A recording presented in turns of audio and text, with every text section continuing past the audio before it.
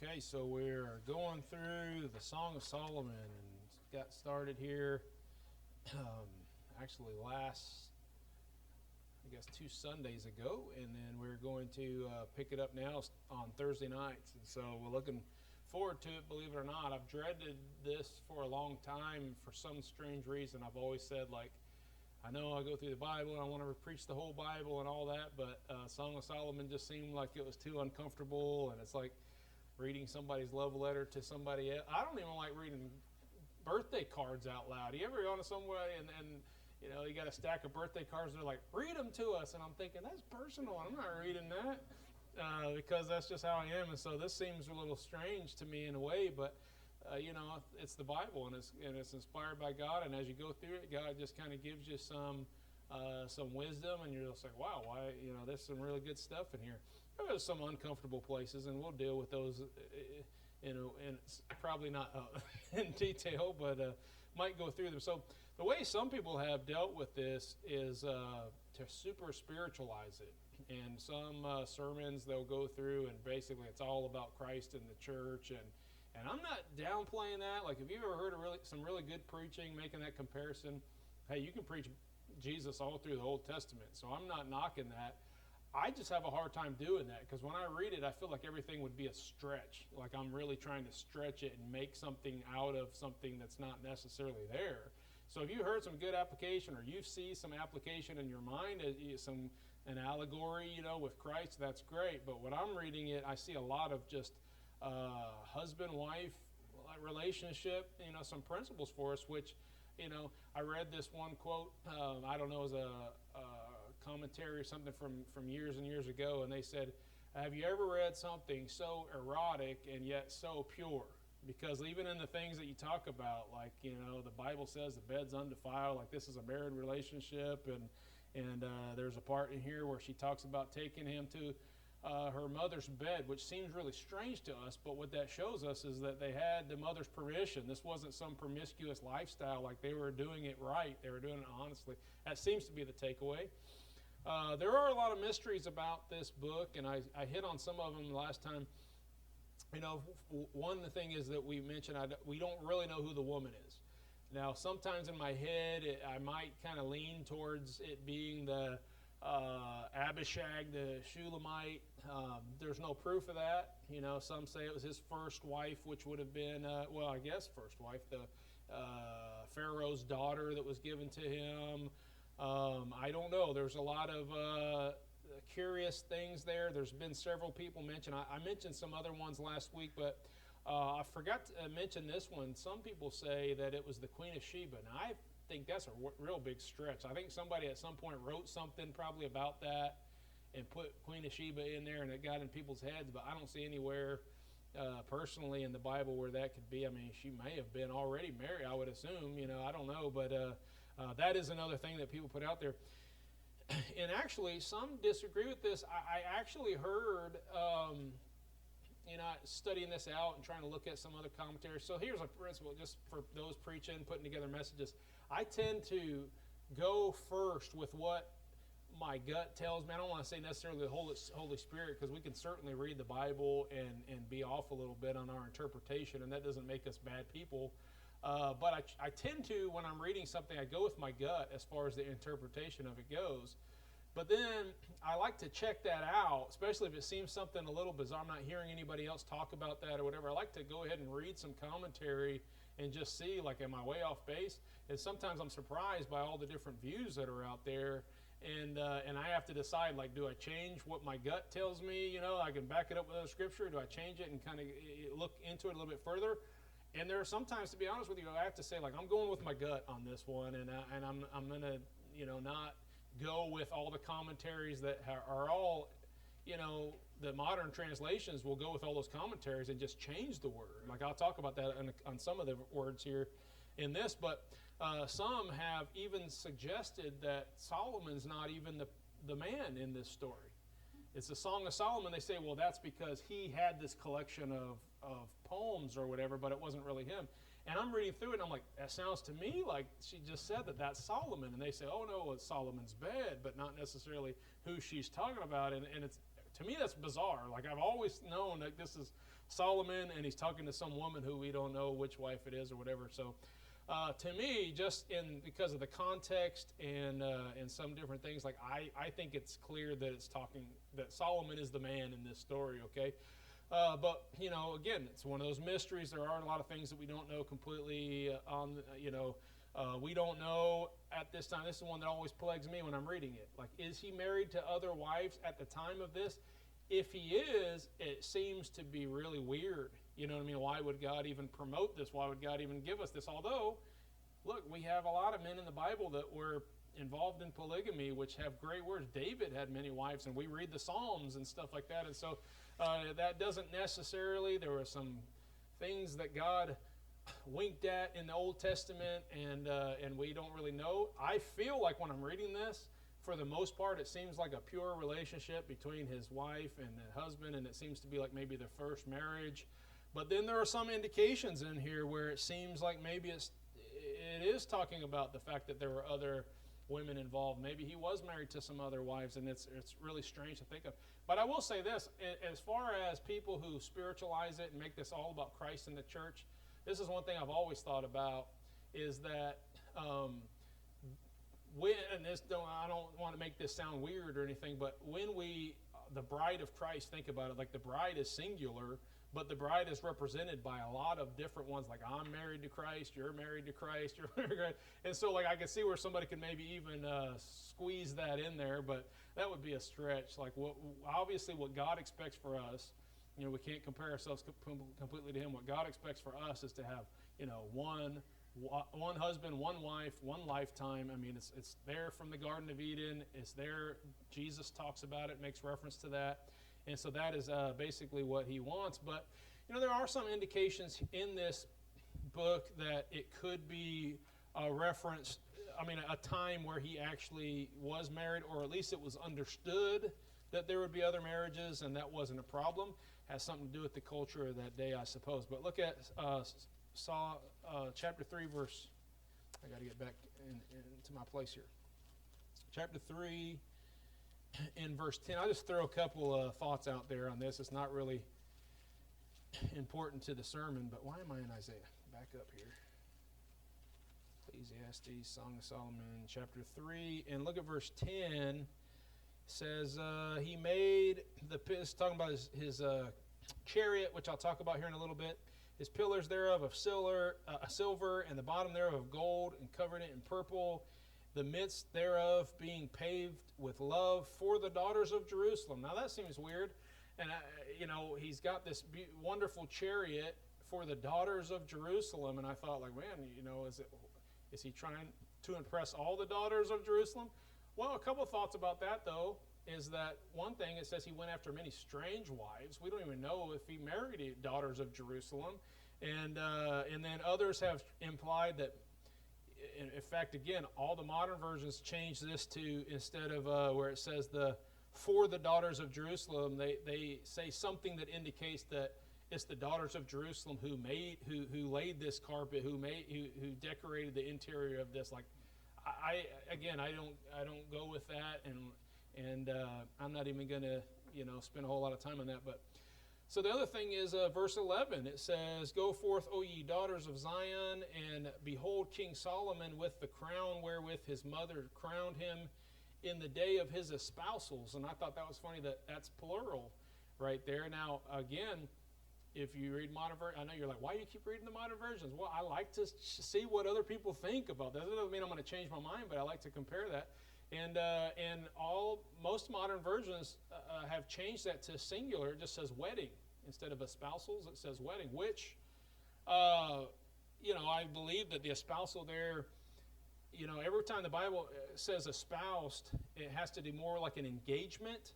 But in the culture of that day, they were married before they actually consummated the marriage. Like, it was like almost a betrothal, okay? And so, I don't know exactly what's going on here, but that is a plural word that maybe makes you think there's more than one betrothal. There's more than one person he's getting married to. So I don't know. This again, I'm just discussing some of the mysteries, and if anyone has ideas or thoughts on that, I'd be glad to talk about that afterwards. It's one of those things. We don't know for sure, but we can speculate and kind of wonder about it. And again, like I said, many have tried to make it an allegory. I certainly can see some. I think there's some good points, and I might bring some out from time to time as we go through this. But the main reason I could say for that is what Ephesians 5 says, is that, the marriage relationship, the husband and the wife, he says, it's a mystery, but I speak concerning Christ and the church. We understand that the marriage relationship in general should be an allegory of Christ in the church. So yeah, you should be able to find that in here. I just don't know if you can make the whole book about that. To me, that's a little bit of a stretch. Anyway, I wanted to just give you some of that. I didn't feel like I did a very good introduction before, and now that we're starting this series, I wanted to just remind you that there are these mysteries out there, things that I might make reference to here and there and say, well, now this makes me think maybe this is the case, and if I do, now we're on the same page. Now, we already talked a little bit about the woman.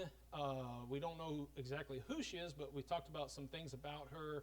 One of the things I talked about is how she had this youthful attraction to Solomon.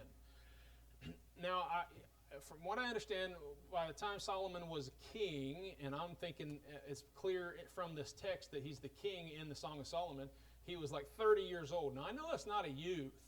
That's not like a 17-year-old or whatever. And I don't know how old the wife was, but she definitely has this youthful love and attraction towards him.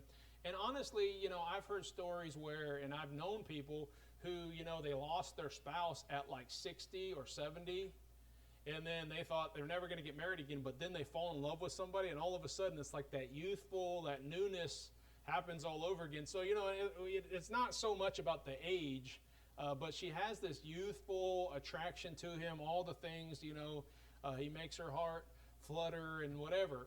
Okay, I don't know if that's any references in there or not, but we'll see next week. There's some strange references in Song of Solomon as to like, your neck is like a tower and all this weird stuff. We'll talk about that a little bit next week, Lord willing. Okay, but as I thought about this and the fact that she is now, it's going to change voices here in chapter 4, where it appears the man is now talking to the woman. But this first place, is clear that the woman is talking about the man, and she's enamored by him, and she's just in love. She's infatuated, whatever, in a good way though, because it's her husband. So it seems like some of that maybe is before the wedding, but she's excited about it, and some of it's talking about the wedding day, and so I thought about this as you read through chapter 3, and she's describing her love for this man. It made me think about this thought. Like, we have a verse in the Bible, a passage in the Bible that tells us about the virtuous woman. Okay, like everybody knows. You want to know the model woman, you go to Proverbs 31. Let's just go there real fast, okay? Just turn back a little bit, a few pages. Proverbs 31. Now, this is actually a prophecy, or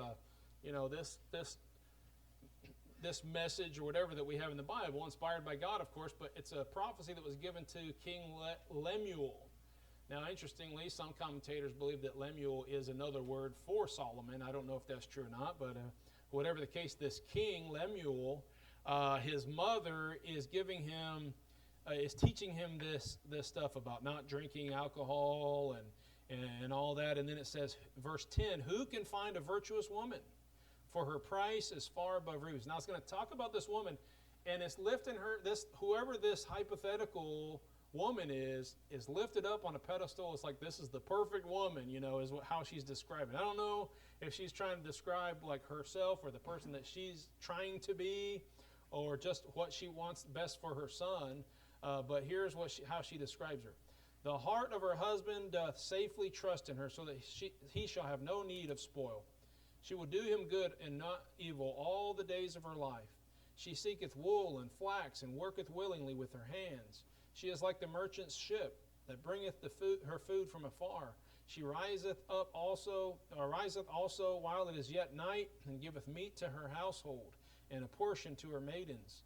She considereth the field, and buyeth it with the fruit of her hands. She planteth a vineyard. She girdeth her loins with strength, and strengtheneth her arms. She perceiveth that her merchandise is good. Her candle goeth not out by night. She layeth her hands to the spindle, and her hands hold the distaff. She stretcheth out her hand to the poor, yea, she reacheth forth her hands to the needy. She is not afraid of the snow for her household, for all her household are clothed with scarlet. She maketh herself coverings of tapestry, her clothing is silk and purple. Her husband is known in the gates when he sitteth among the elders of the land. She maketh fine linen and selleth it, and delivereth girdles unto the merchant. Strength and honor are her clothing, and she shall rejoice in the time to come. She openeth her mouth with wisdom, and in her tongue is the law of kindness. She looketh well to the ways of her household, and eateth not the bread of idleness. Her children arise up and call her blessed, her husband also, and he praiseth her. Many daughters have done virtuously, but thou excelleth them all. Favor is deceitful, and beauty is vain, but a woman that feareth the Lord, she shall be praised.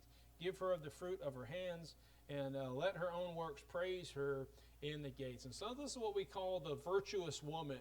It's kind of like a somewhat hypothetical, I think, of like this is the traits of, you take all the best traits of somebody, and this is what the virtuous woman would be like. And so as I was reading chapter 4, what jumped out to me is that it sounds like this woman is describing the virtuous man. Okay, now this is what she thinks in her heart about Solomon, and it's going to be abbreviated. There's a whole lot more we could probably bring out, but as I'm going through this, I found a few characteristics of the man that we see in this story that I'm going to just call the virtuous man, and I'm going to apply it to us, saying that this is what we men, just like women in here are probably like, man, I wish I could be more like the virtuous woman. I wish I could do this and do that, and I got to remember that this is what a husband's looking for and all that. We as men can say, like, I wish I was the virtuous man. I wish I would make sure that my wife saw me this way and that I did these things for her. Okay, so this is what I was thinking as I was writing this sermon. So here's a few things that we see from the sermon. Number one, go to verse 6, okay, and it says that he cometh out of the wilderness.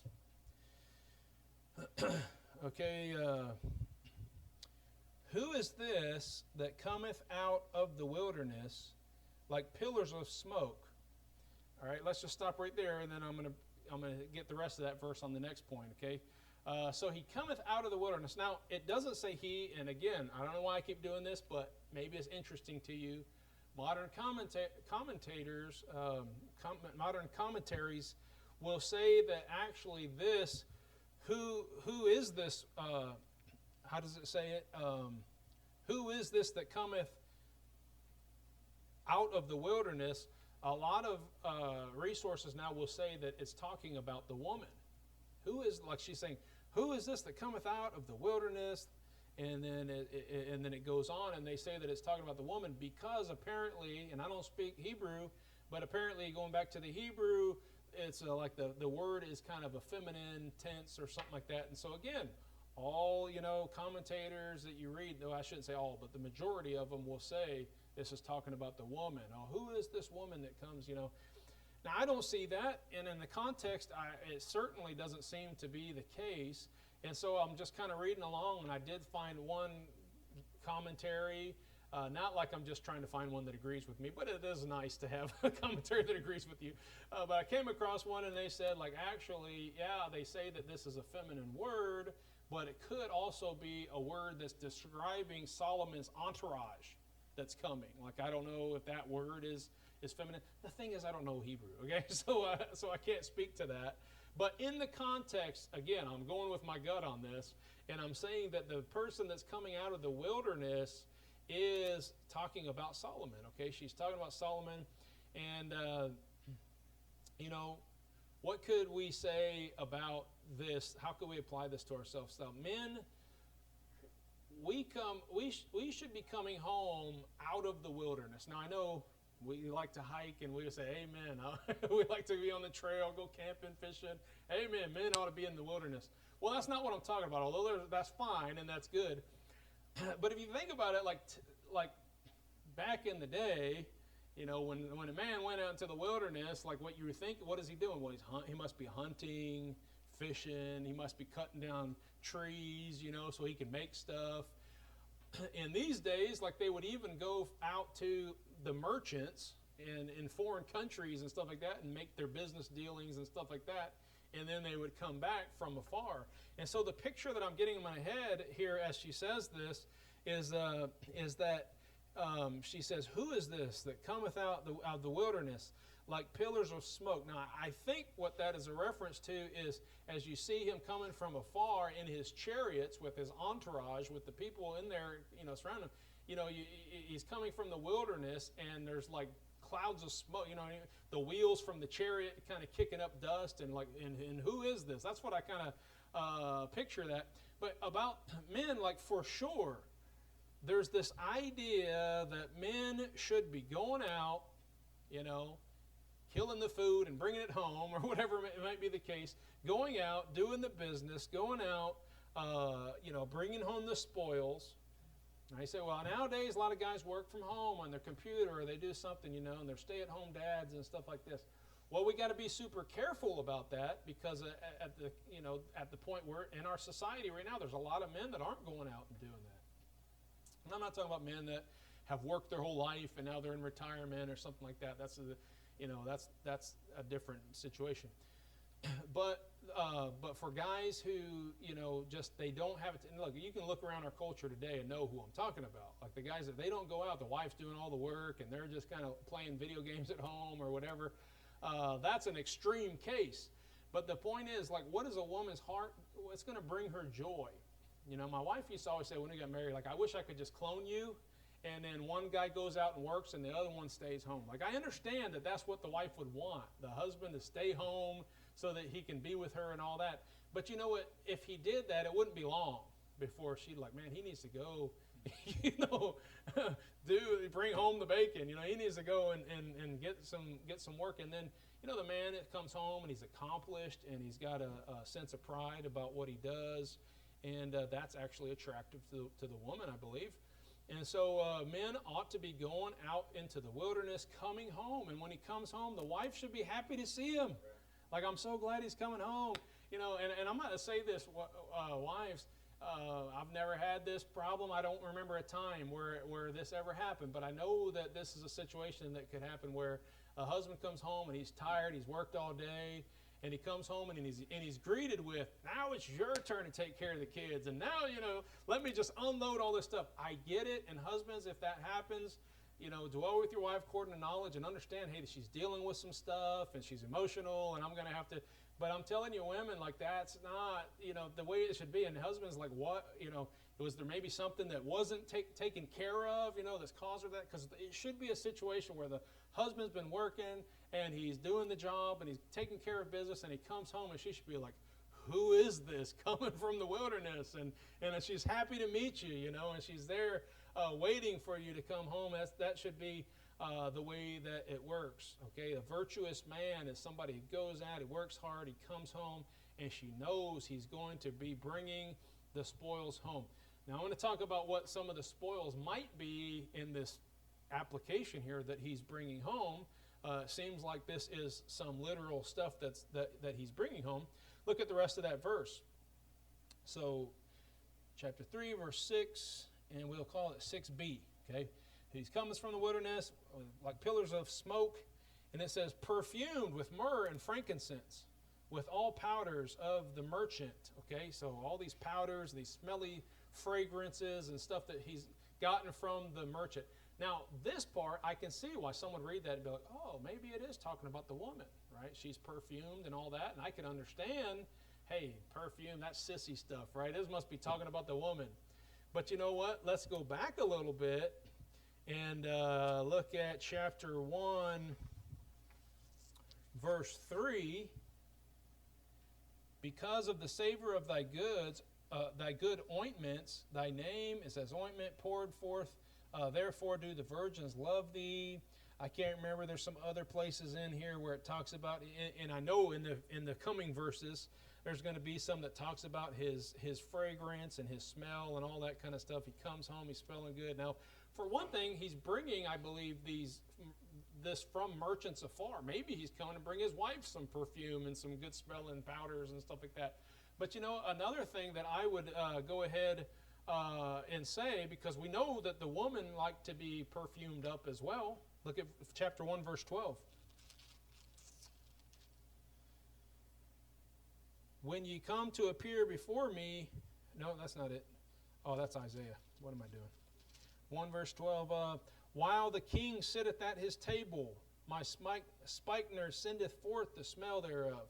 And it talks about myrrh and all these kinds of things. I see her like coming to the table, and she's got this fragrances, and he's got fragrances, and my eyes get kind of watery just thinking about the smell of the two. But you think about like the teenagers and people trying to attract each other, and guys will like douse themselves in these body sprays and all this kind of stuff, and the women wearing it, and it's just kind of like, hey, a little goes a long way, right? You don't have to.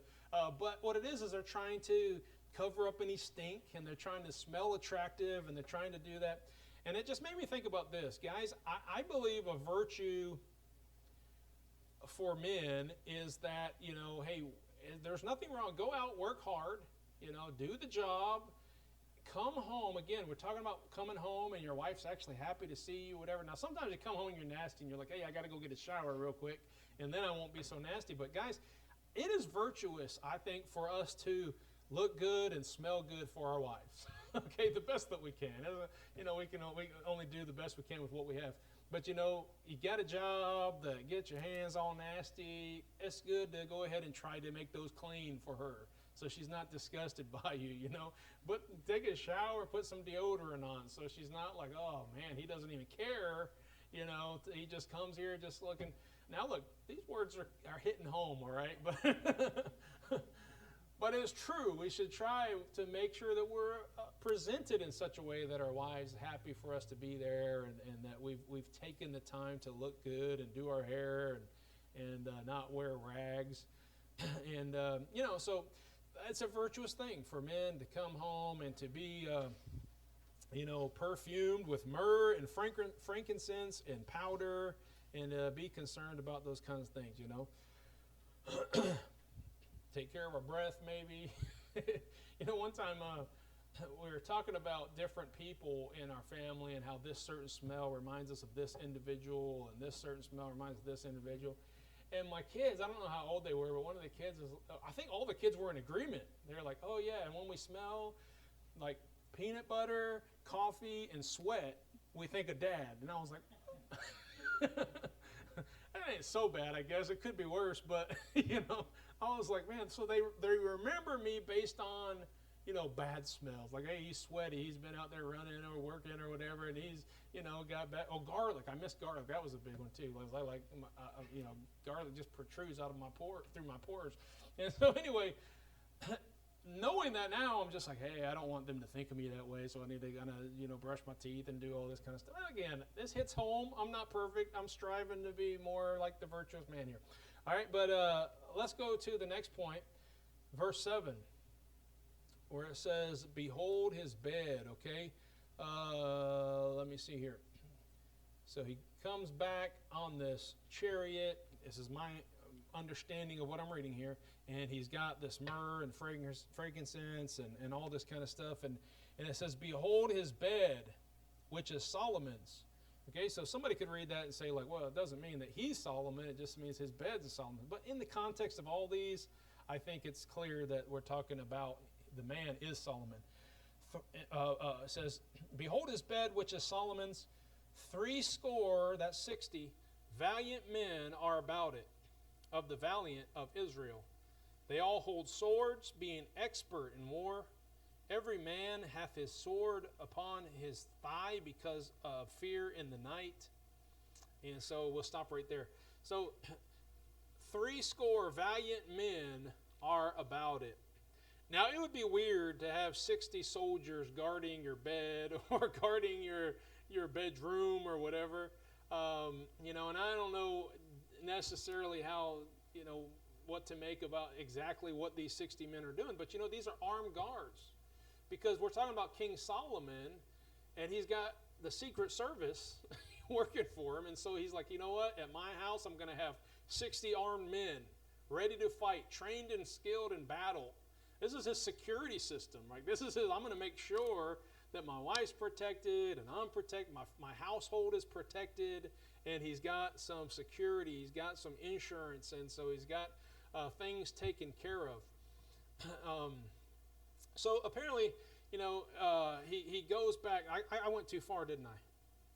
that was the second part of the verse. You know what? Let me talk a little bit more about the bed first, and then I'll go into the valiant men. Let me focus on the bed.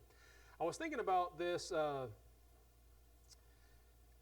was thinking about when Brother Brandon Rogers came, and I was asking him, about. I mean, he comes out from time to time, but usually there's something else going on, and so he's like, hey, while I'm there, I might as well go down to Kansas City Mission. And he came in this last time. His wife was expecting, and he was telling me about why he came, and he said that he had promised his wife. He said she's been like in the living room. We've had this beat up couch for a long time, and he's like, I promised her that I'm going to get her a nice couch. And so here he was, coming from afar, right? He comes down to Kansas City, and he's got something lined up. He found a good deal, and it was really, I got to see it. It was a really nice little couch. And he's like coming home, and I'm thinking like he's coming from afar, right, to bring the bed, the couch, and he's bringing it from afar, and then he had a flat tire. And his wife is starting to have some contraction. As I was like, man, what a hard journey this man's having, okay? It's just how it goes. Like, you go out to go do something. And I know it happens to me all the time. I'm going to do something nice for my wife, and I'm going, oh, she's going to be so happy. And it's just like one problem after another problem after another problem. By the time that you give her the thing, it's like, you don't know how hard this was to get here. And all the perils that I faced on this long journey, right? And no, that's not really that difficult of a journey, but you understand this concept of bringing home something nice to the wife and taking care. Now, obviously, we got to live within our means. We can't just be like, hey, my wife wants a new couch. I need to go out and buy a new couch. For me, it's like, hey, my wife, okay, our refrigerator. All right, our refrigerator. Those little clips that go on. We got an old refrigerator. Okay, there's clips that go on there, and they hold all the like condiments and ketchup, mustard, and they hold all that in there from sliding. Well, ours have been broken for a long time. So she opened up this drawer, and all the things fall out on the floor. And we looked it up, and I was trying to find, hey, surely those things are cheap. We can just buy a few of those, clip them in there, and you couldn't find them. Like everybody that like they don't sell them that way. So I was, wow, maybe we'll come across something. Maybe I'll figure something out. But after a few times of my wife opening up the fridge and all the things falling, I'm like, all right. And by the way, she's not super happy whenever that happens. Okay, I'm like, you know what? My wife deserves something better than this. And so I got out the duct tape. I mean, you got to do what you can do, right? So I got the duct tape, and I put those. And I didn't want it to be sticky on one side, so I put two layers, one facing that way, one facing that way. And then, look, I fixed it. And she's like, well, as long as it holds the food, like I'll be okay with it. Well, it doesn't take very long before that duct tape doesn't stick anymore. So the other day, man, I'm so proud of myself. I got real fancy, and I went and brought some straps like, you use on that like ratchet strap, you know what I mean? And I screwed that, put some washers on both sides, and made sure that when she opens that thing, the condiments are going, I'm no King Solomon, okay? But I want my wife to be happy. You see what I'm saying? And so sometimes we have to do what we can do. All right. And you know what? I sometimes I bring home some used furniture. All right. Wait till I get to the last point here. All right. This message isn't about me. All right. Number 4. So we talked about the valiant men. Actually, kind of already covered that. Like, this has to do with, I think, it's a virtuous thing for a man to have the safety and welfare of his family, his wife, his kids, like have that in mind. Thinking about the future, thinking about the dangers and the peril that could happen, and hey, let's make sure that we take care of this. Very virtuous thing for a man to be prepared to protect his family, to have security in place, to have certain systems and methods in place of protecting the family. I believe, and I've talked about this before, I think to have some kind of insurance, life insurance, like it doesn't have to be through an agency, like maybe you just have money set aside or whatever, but to have that in case something were to happen to you. All these are, I think, a virtuous thing for a man who loves his family and wants to take care of his family, and something that would make the wife happy and secure in that man and attracted to him for being able to do those things, okay? So let's go to the last point now. Verse 9. King Solomon made himself, like, why is she talking about King Solomon all of a sudden? That seems weird, right? Unless this is the man who she's talking about. Anyway, King Solomon made himself a chariot of the wood of Lebanon. He made the pillars thereof of silver, and the bottom thereof of gold, and covering of it of purple, the midst thereof being paved with love for the daughters of Jerusalem. Now, why is he talking about this chariot? And what is it about? You ever notice women are always attracted to men with nice cars? Or at least that's what they say, okay? You know, the man has to have a nice car to impress the women, right? This is kind of what's going on here. Like, she's talking about his chariot and how wonderfully it's made and all that stuff. And there seems to be something about this fact. Let me just go over a few things about this, okay? I meant to ask my wife about this on the way here, and I didn't. In fact, she read that I made a Facebook post about that very thing, about, hey, this verse makes me think, like, women are always attracted to men with nice cars, right? And she was like, well, I'm sure glad that, you know, that wasn't what attracted me to you. And in the early days, I thought I had a pretty nice looking truck, but anyway, I guess that didn't impress her. But I wanted to ask her, and I never did, you know, hey, let's talk about that a little bit. What do you think it is about a woman? We all know that having a nice car isn't really going to be the most important thing to a woman, but what do you think it is about having that nice car that makes it so attractive to a woman? Now, obviously, our first thought would be like, well, he's got money. If he's got money, he can take care of her, and so he's driving a nice car to show that he has money. And we all know you can drive around rough neighborhoods of people that obviously don't have money but have nice cars. We know that that's not, you know, that doesn't explain everything. But, you know, theoretically, there are some things that you could see in a man. You know, in this case, it says that he made his chariot. Now, we don't make our cars anymore. And I don't think that, I can't say for sure, but I don't think that he actually built it. I think what it's saying is he made it. Is he went out. And I was thinking about this, like maybe he's a handyman. It seems like that would be fitting of Solomon. Like he could cut down the wood and he could build.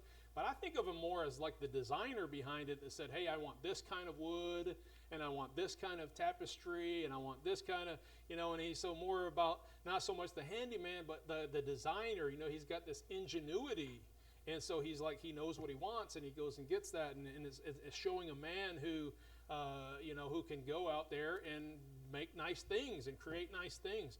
You know, maybe it's just talking about how he's capable of getting what he wants. Like he had all these men over him. I mean, he's the king, right? But he used these men. We already understand. We've read the story about Solomon getting all his, you know, and all the wisdom that he had and all the things that he studied. By the way, not Saul, but Solomon. And anyway, if you get that, you get that. And so he is capable. He's got these men. He knows how to use them, and they come back with just the perfect thing. And you know, you can see him pulling in the chariot and saying, "Hey, honey, come look at the chariot." You know what I mean? And so she's proud that he has these nice things, and he's capable of doing that. You know, it shows that he has leadership, and he can make sure these things happen. Like, there's a lot more behind the fact that she's attracted to this chariot that he's bringing home, or that, you know, he's riding in, whatever. Okay, regardless of how, we know that he got things done. Let's read about Solomon for a minute. 1 Kings chapter 4.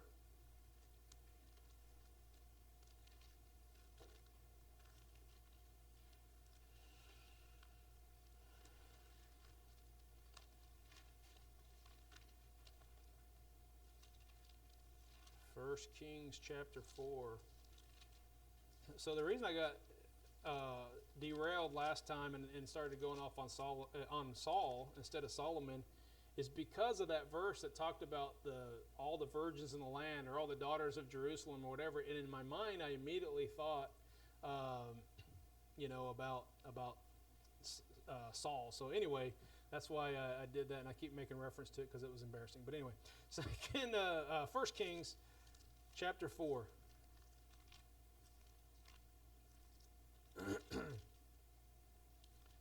First Kings chapter 4, look at verse 26.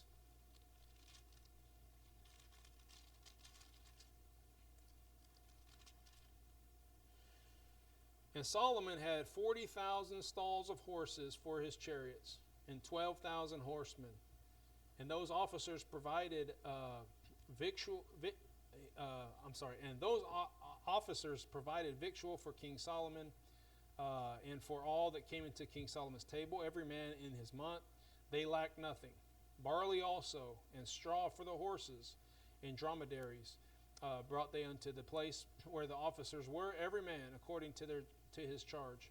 And God gave Solomon wisdom and understanding exceeding much, and largeness of heart, even as the sands that is of the seashore. And Solomon's wisdom excelled the wisdom of all the children of the east country and all the wisdom of Egypt, for he was wiser than all men, than Ethan the Ezrahite, and Haman, and Calcol, and Darda, sons of Mahol. And his fame was in the nations round about. And he spake 3,000 proverbs, and his songs were 1,005. And he spake of trees, from the cedar trees that is in Lebanon, even unto the hyssop that springeth out of the wall. He spake also of beasts, and of fowl, and of creeping things, and of fishes. And there came of all people to hear the wisdom of Solomon, from all kings of the earth, which had heard of his wisdom. And so you see this man who's very wise.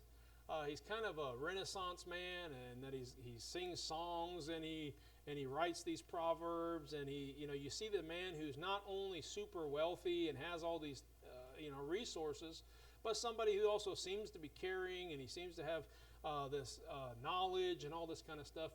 And I'm not saying by any means that we have to strive to live like a king and have the wealth of a king and all those kinds of things, but we should strive to be somebody who's handy, and somebody who has some wisdom, and we provide our wives and our families with an environment that's loving and caring and protecting.